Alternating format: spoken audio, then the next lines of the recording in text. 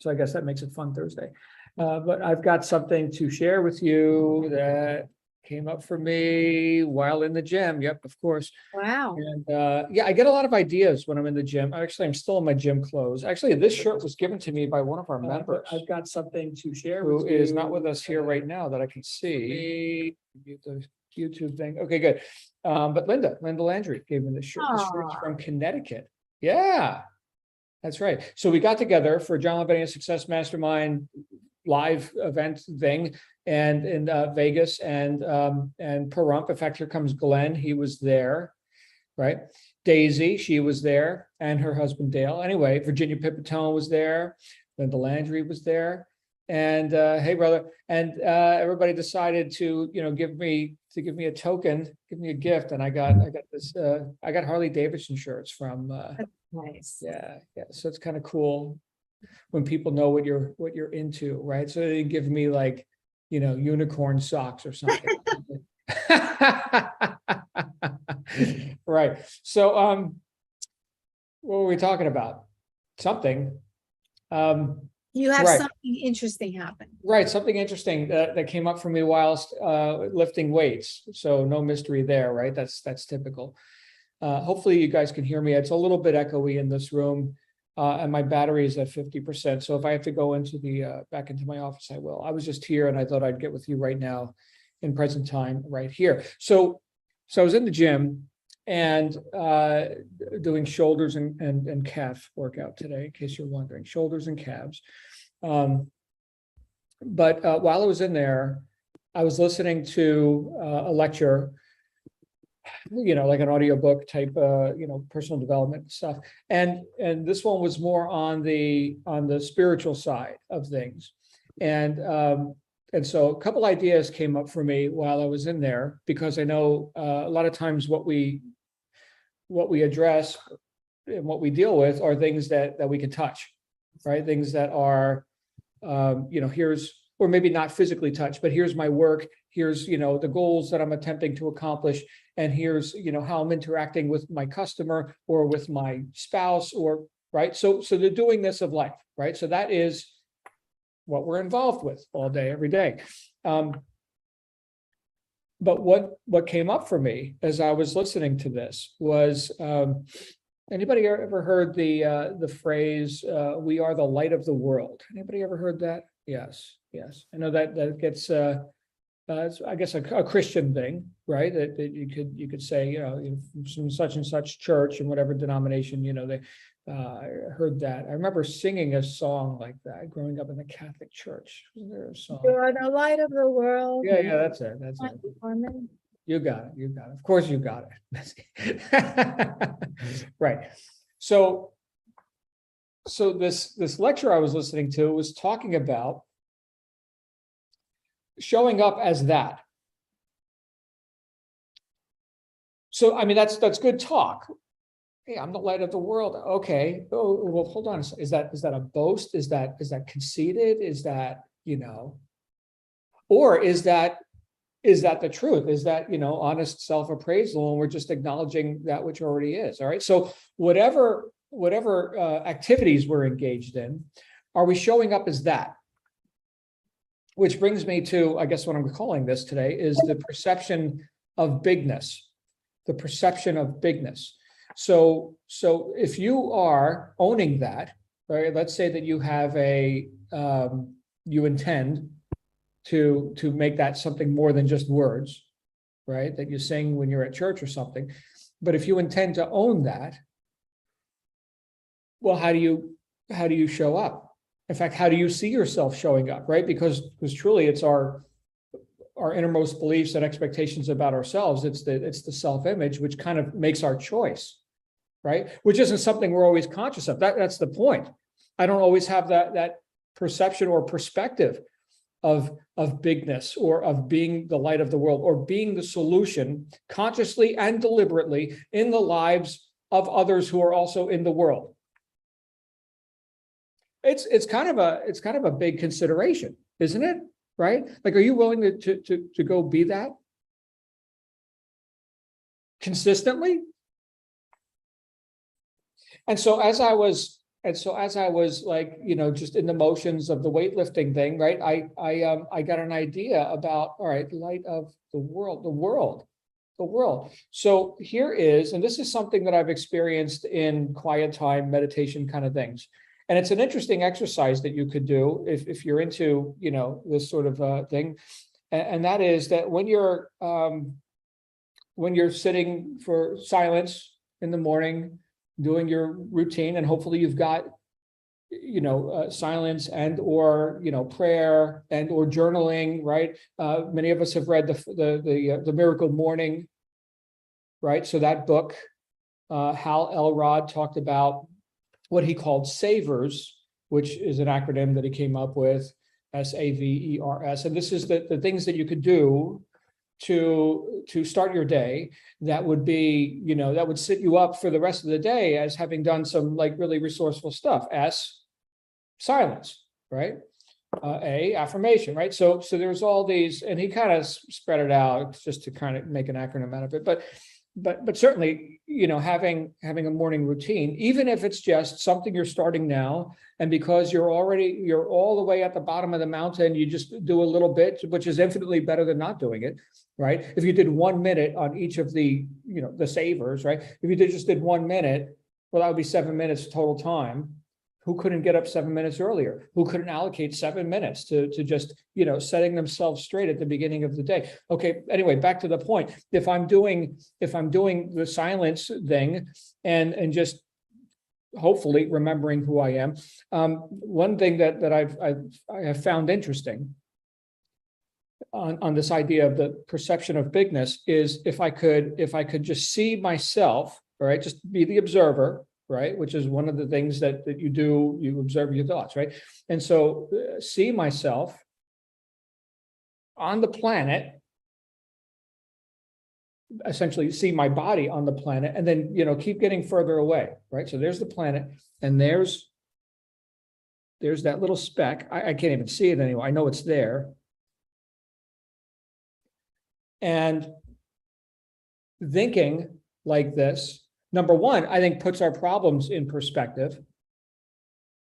So this is, I think, therapeutic, right? So here's me and my problems, which from the perspective of small little John, right? So that's, wow, big problems, issues, planetary stuff, man. Wow, I'm so tiny.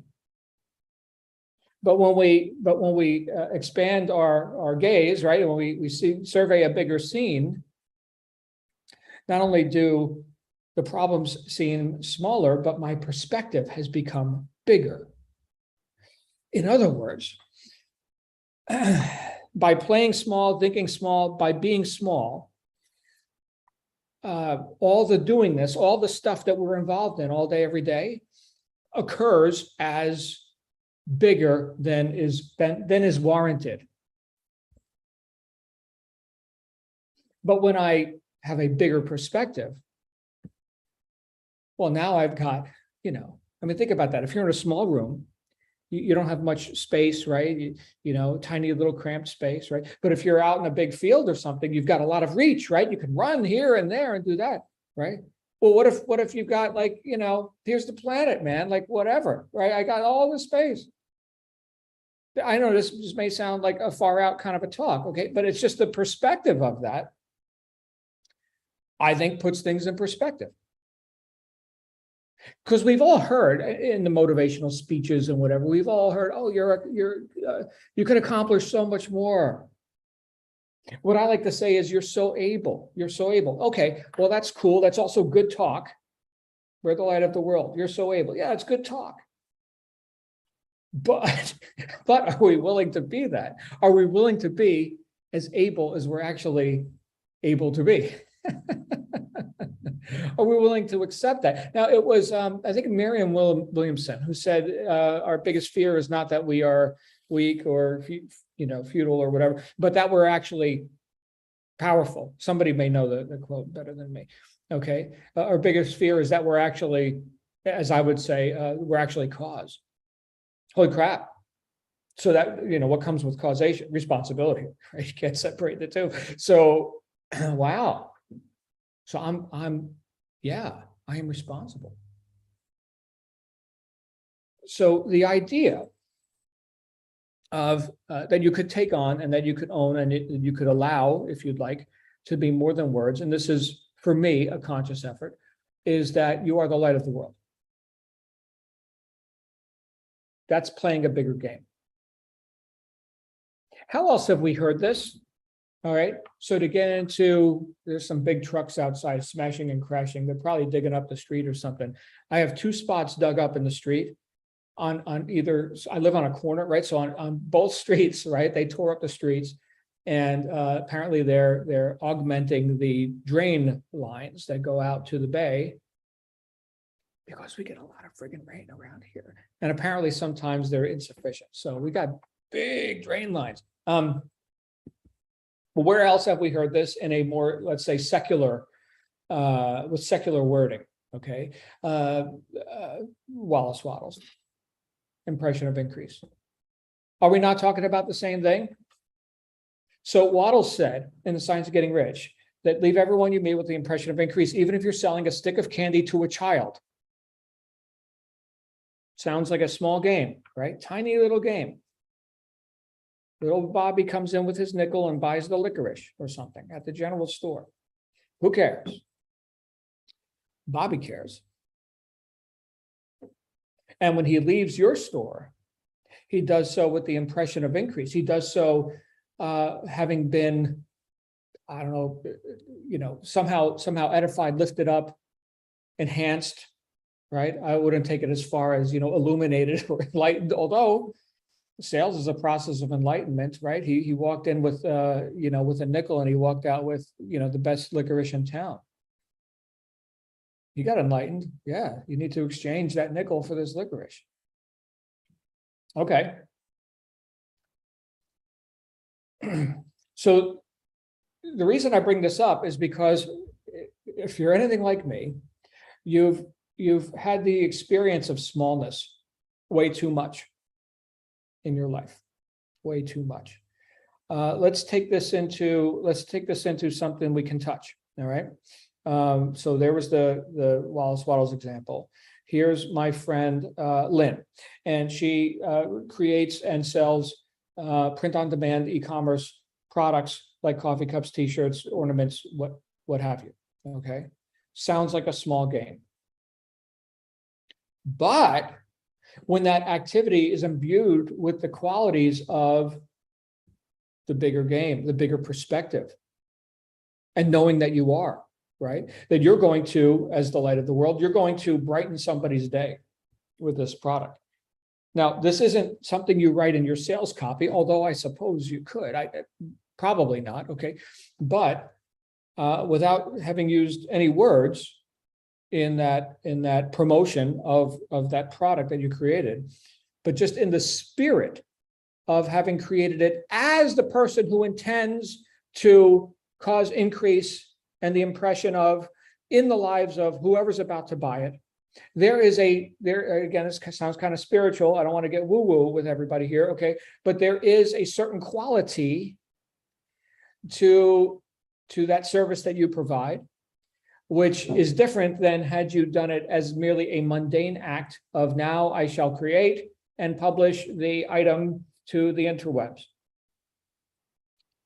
Totally different perspective. In Think and Grow Rich, in the chapter on organized planning, Napoleon Hill talked about the QQS equation. QQS, Q for quality, Q for quantity, and S for spirit. The quality, quantity, and spirit of the service that you provide. This conversation today is about the spirit, in case you were vague on that. Okay, so let me help you. All right, so quality, yeah, do good work. Yeah, be among the best. Quantity, get it out there more, promote more, make yourself known, right? Make the benefits known. Quantity, serve more people. Spirit, that's what we're talking about today. Now, he said the quality, quantity, and spirit of the service that you render. Okay. So it's all based on service, right? If you don't have a platform or a foundation of service, or what we could say win-win, or intention to actually deliver benefits, right? Whether it's an actual service or it's a product, or it's an opportunity of some sort, right? It should be built on the foundation of service and benefits. And what we're talking about now is the law of exchange. Okay, so outflow, inflow, right? So that's exchange. And a lot of times, and here's another way to think small. A lot of times, if we're just perceiving our let's say our enterprise, our activities, right? If we're just perceiving that with, I serve that customer and I get recompense from that customer, right? Oh, but that one didn't buy. Oh, so now I'm intending to outflow value, but I'm not inflowing that, exchange. Well, I'm only seeing a tiny little piece of the action here, right? Check out the planet, man. It's freaking huge. And if you outflow, you must inflow. Okay, so perfect accounting system here. Can we just grow our perspective a little bit and understand, what, that person didn't buy, but what about the time when the guy walked in and bought everything and you didn't do a damn thing? It just, I'll accept your credit card. Thank you very much, right? So you had almost nothing to do with it, and he bought it all. And hopefully you can all think of experiences like that, right? So do you have to be stuck in trying to account for every little minutia thing in the tiny little game that you're playing? Or can we just relieve ourselves of all of that micromanagement, minutia control kind of stuff and perceive that we're playing a bigger game and be okay with it and actually allow that? Allow it to be more than just words. I mean, you can do whatever you want, right? I'm just saying that's what came up for me today. And I think, well, who wouldn't that serve? Who would look, if you're seeing this on YouTube right now, 20 years hence or something, and like this is back in the archive, back in the days when, John Lavenia, ran his mouth on the interwebs or whatever. I'll probably still be doing this in 20 years, but you get the point, right? So does this no longer serve you? No, it's just timeless, which is why I come back again and again and again to personal development concepts. Okay, my friend Glenn, who's here with us right now, when I met Glenn, forgive me, when I met Glenn, he was selling or attempting to sell some deal that I don't even know if it exists anymore. He's not selling it anymore, I'll tell you that, right? He's evolved. And so has his opportunities. He's now the co-founder of one of the world's premier, yes, Glenn, here comes the tongue back, one of the world's premier barbecue pit smoker device manufacturing companies, right? Talk about playing a bigger game, right? So here is, and I say this as not a barbecue enthusiast, right? I have got a $300 thing out there. I get it from Home Depot or whatever. Who cares, right? So that's the extent of my involvement in that world. Okay, but talk about playing a bigger game, right? There are people who gladly invest $20,000 on the commercial grade professional, and they do the competitions, right, with the cook-off, and they run a restaurant, right? There's such a thing as restaurants, and so yeah, they're playing a bigger game, and so is Glenn. So the quality, quantity, and spirit of the service that's being rendered, and that is intended at the outset, right? Targeting the ideal customers for that brand of benefits, right? Well, yeah, it's definitely a bigger game, and it fetches a higher price. I think it's easy to assume, since we're talking about business and commerce, right? It's easy to assume, and a lot of people do, that it's a race to the bottom. If your stats aren't where you want them to be, if the game isn't paying you what you think it should be paying you now, then maybe you need to lower the bar, lower your price, lower your expectations, lower your standards. It's easy to assume that everyone is playing a small game when you're surrounded with people who play small games, and most people do. But I had a conversation with my daughter just a couple days ago because she's building up her e-commerce business. She's 11, okay, and the idea of price came up pretty early in the conversation, and I said price is the last thing to consider, right? So you don't sell on price. In fact, having been in the sales and marketing, especially in the online world, as long as I have, I can tell you that some of the best offers, some of the best sales pitches, like on the website, and you watch the video and you read the copy and all that, they didn't even include the price. The price doesn't matter, right? The outcomes matter. The results that we get for our clients, and the thing that our software does for you on a consistent basis, which by the way, we're about to probably 2 weeks out from launching a software solution that is just going to rock. It is huge, and some of you know. Anybody understand what SaaS is? SaaS. SaaS. Big S, little a, big S. Software as a service. SaaS. Does anybody have any monthly subscriptions that you pay for a certain like email delivery platform, or calendar software, or page creation, and this and that, right? We have thousands of dollars a month in liabilities from SaaS, right? From software that you use to obviously make a lot more than that, right? And we pay $300 a month for this one, and we pay $200 a month for that one, right? And you're never turning it off, right? I mean, how you run part of your business, right? Well, we've got a tremendous solution coming out. And so I like that idea, right?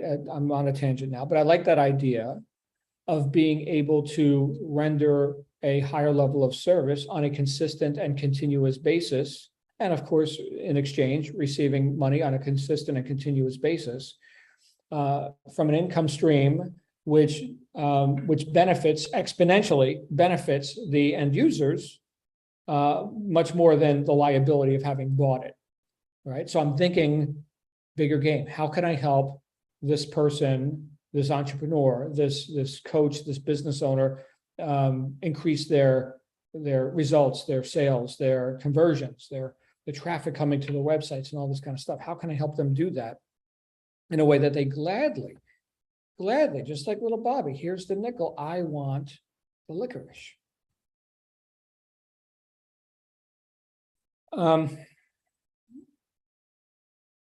How else? How else could you embody, assimilate, demonstrate being the light? Because that's what people want. I mean, people want answers, right? Do you think? I mean, when you look around, you can do this. You can go to a public place, shopping mall, bus stop, train station, right? And just look at people. Don't say a word. Don't engage. Just look. It's a great exercise, by the way, if you're someone who is who would like to increase your confidence when it comes to selling, sales, communications, right? Just look at people.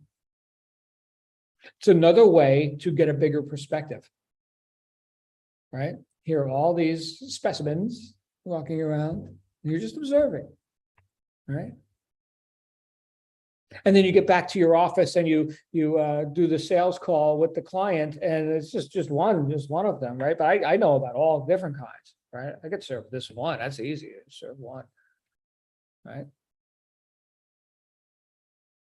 So the perspective becomes, yeah, this is a tiny little thing I'm doing right now. It's big in terms of selling that stick of candy to Bobby, okay? But it's in the greater scheme of things, just having a conversation with somebody, whatever. Do it every day anyway. So your posture becomes elevated. You gain altitude when you remember that there's a bigger game afoot. And you get to be cause to whatever degree in that game. Am I making any sense? I hope I am. This is what came up for me today. I was like, I got to share this with the group because this was powerful reminder for me, right? You got to listen in. So good for you. Any thoughts coming up on this today or yes, Hey, Linda, John. please. Linda, thank you. This is great. I can't, sorry. Oh, I saw that. I'm like, is that Yeah. my show I gave you? Yeah, cool. So I came a few minutes late. I apologize. So I missed the beginning, but yeah, I mean, what you're saying is basically deliver value, right? A higher value to your customers. Be the light. I like that. Mhm. Yeah. No, this was great. Great reminders and just the space part of it really kind of hit me too. When you said, because I've been trying to do a little more meditation and trying to go to that deeper state, and space keeps coming up. So it was kind of weird that you said that today. It was kind of like, you kind of put it in a perspective for me. Mhm. That really, yeah, resonated, kind of made sense. Cause I was like, I don't understand the space.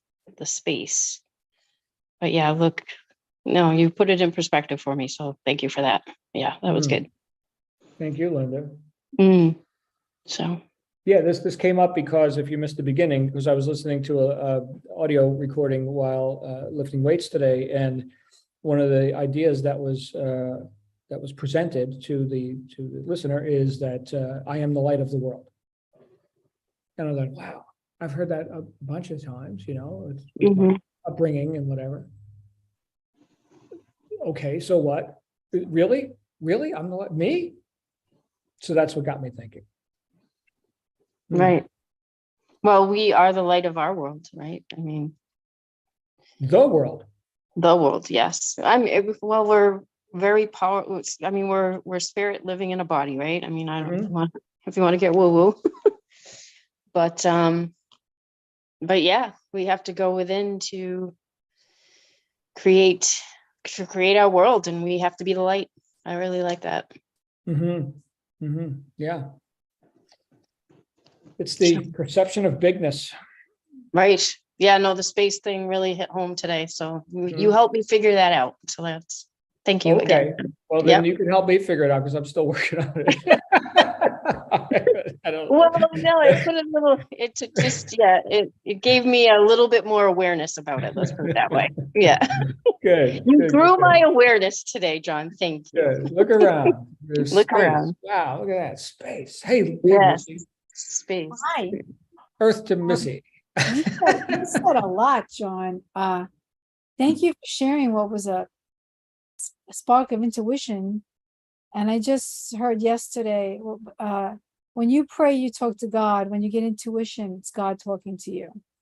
So, and you shared it with us right away. And I really appreciate that. And just as an aside, I've always thought of you as half altar boy from the 1800s and half master salesman from the 21st century. So you're very spiritual, more than you know.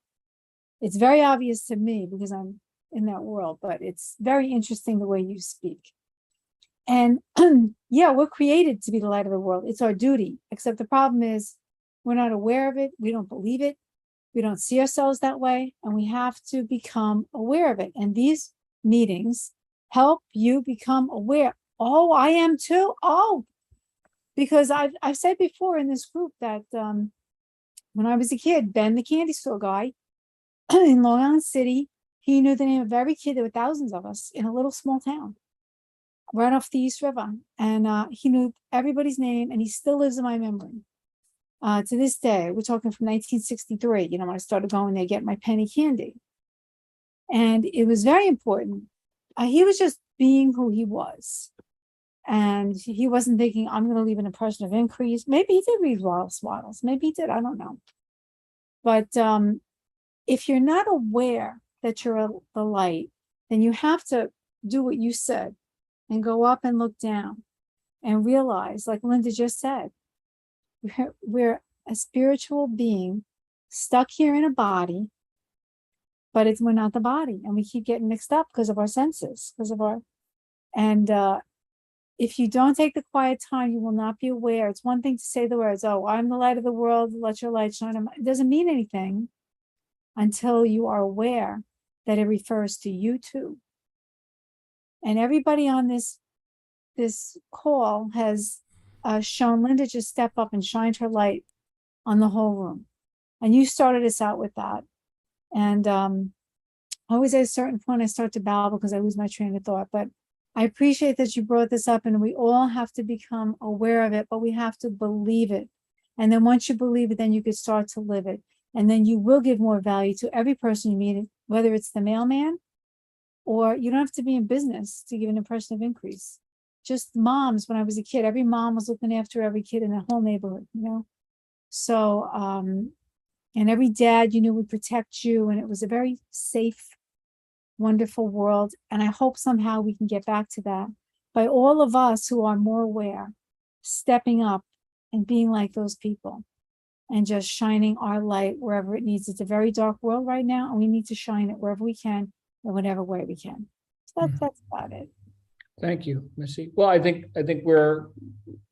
what we do here certainly leaks out into other aspects of, life and the people we connect with, right? So I think this is important work, and I, for some reason, didn't know that you were from Long Island City. I know you're from New York, but right there, Queensboro Bridge, 59th Street Bridge, Roosevelt Island, right?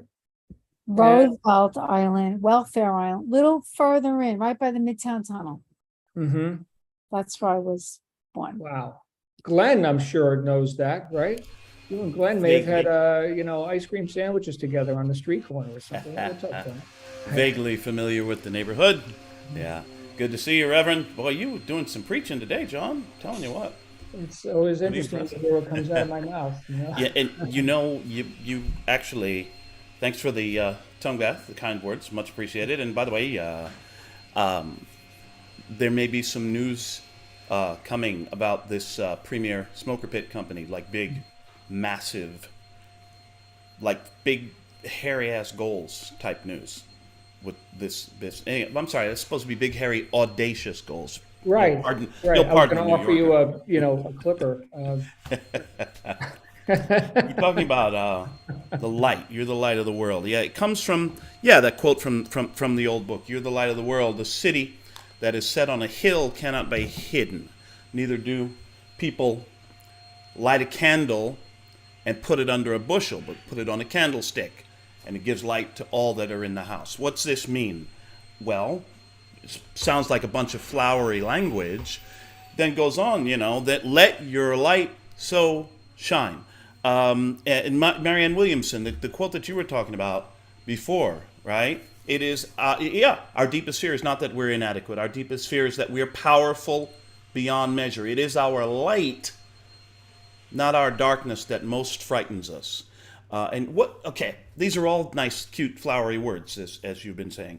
How do I bring that? How do I live that in the day-to-day life? Well, one thing that has been occurring to me lately, we shine one way, we live as light in the world, is by inspiring other people by our actions to acknowledge and live their own light. One of the biggest things for me, and this is what's been popping up for me, is courage, guts, stones, the ability, which by the way is not the absence of fear, as we know, yes, scared istless, and do it anyway. I happen to know of a couple of people on this very call, and I'm not going to call out and point anybody out, but who have taken some actions over the past months and change in the face of crippling fear, and who are now thriving and prospering along that path or in that chosen endeavor. Billy Graham, the great evangelist, once said, "Courage is contagious, When one brave person takes a stand, it stiffens the spines of others. We were talking about this just yesterday, as a matter of fact, John. And without getting into anything really deeply spiritual or political, I think, and I think you may agree, John, that there is a time coming in our world in general where we are going to need to be willing to take a stand for our own future, for our own family's future, and decide what kind of life we want to live. Most people are afraid. I won't say most. I won't generalize. Too many people, seems to me, are afraid to take that risk in their life, that step forward. You know, it's like the old thing. You know that thing? Yeah, that thing. The thing that you're absolutely freaking terrified to do? Yeah, that's the thing you should probably be doing right now. That thing. When one person, as you have done many times over, John, and as so many of us have done, take that step and announce to people, you know what? I'm scared out of my mind, and I'm doing this anyway. Regardless of the result, for me, as light, to demonstrate to the world that I'm making that choice and taking action in spite of the fear that I may feel, inspires somebody else. Hey, you know that guy? He did that thing. He didn't really feel good at it. He freely expressed his fear. He was nervous, and he did it anyway. And look what happened. Hey, well, if he can do it, you know, maybe and that's how each of us, can spread light, can be light, by inspiring someone else to not be afraid of the light within themselves. Back to you, John. Wow. Thank you, Glenn. It's all about embodying it, right? It's like great words. Where's my integrity? Where is it? Right. Okay. Anybody else today on this interesting ride through the universe that we're going on here? All right. Well, I'm going to be back here with you tomorrow for Fun Friday with chicken jokes and dog shows and everything else. Hey, if you haven't gone to TikTok lately, go to TikTok /@sellmorewithjohn and subscribe to my damn stuff. Right? I got some, in fact, Fun Friday, I'm going to do Fun Friday on TikTok too. I've already got a dance video in mind. That's right. You heard it here first. Get ready. Hold on to your seat. Oh, All right.